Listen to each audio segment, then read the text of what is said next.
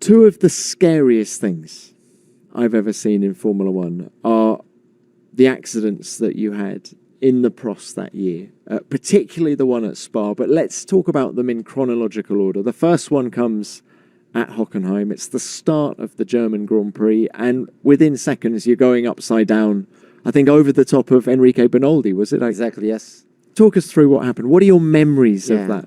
That time when we were in Hockenheim was already really difficult because, again, the team didn't have money to develop the car. I had a contract for 2002 with the Prost, but we knew already that there was a chance that the team wasn't going to be able to make it until there. So the whole team was in a really bad shape, let's say, emotionally, and it was tough. And I was starting in the back of the grid. I don't remember exactly where. And let's say, what I remember is to be maybe having a good start, looking at the mirrors, because I think Jensen was beside me, if I'm not wrong. I was looking in the mirror to protect my position. Suddenly, when I looked ahead, there is a red thing stopped in front of me. I had not even a chance to brake properly. Once I realized, I was already flying in the air, and suddenly it became like slow motion. You have so much time to think. And I remember I was upside down in slow motion in my mind, when you're in slow motion. And seriously, I was thinking, I think that's going to be a red flag. So I will have the chance to go back to the pits and get the spare car, because we have those days we had a spare car.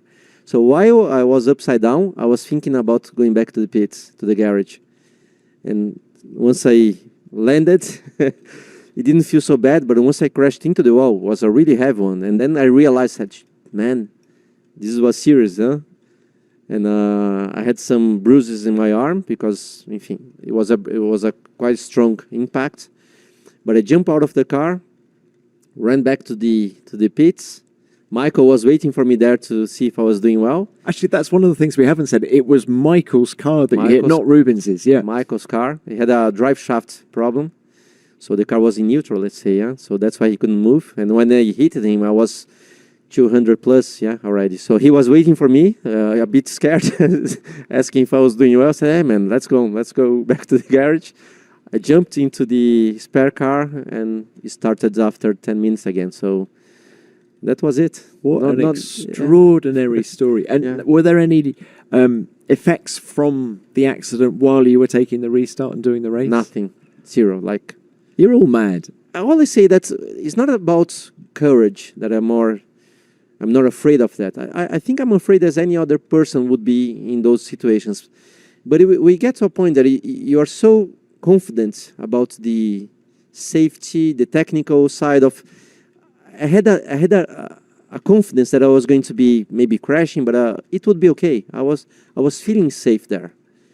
Maybe mad, okay, but at least I was feeling safe. So it didn't scare me. I jumped into the car. It started like any other race. So I was going to say, were you a little more cautious at the restart? No. Maybe because it was a restart. Maybe I took a bit of care just to don't crash again, let's say, but nothing special, like normal.